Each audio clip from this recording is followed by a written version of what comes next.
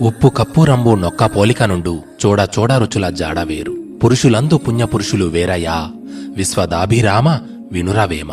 ఈ పద్యానికి భావం ఏమిటి అంటే, ఉప్పు కర్పూరం చూడటానికి ఒక్కలాగే ఉంటాయి, కాని రెండింటి రుచులలో తేడా ఉంటుంది.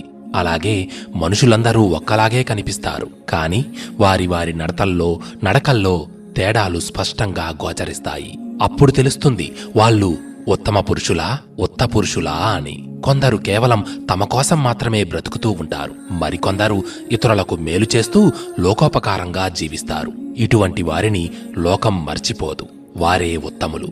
ఈ పద్యాన్ని మన నిత్య జీవితానికి ఎలా అన్వయించుకోవచ్చో తెలిపే వివరణను ఇప్పుడు చూద్దాం. ఉప్పు కర్పూరం పైకి ఒకే మాదిరిగా కనిపిస్తాయి, కాని పరిశీలిస్తే వాటి లోపలి గుణాలు వేరు. కర్పూరం పూజల వంటి ఉత్తమ కార్యాలలో వినియోగించబడుతుంది. ఔషధంగా అనేక బాధలు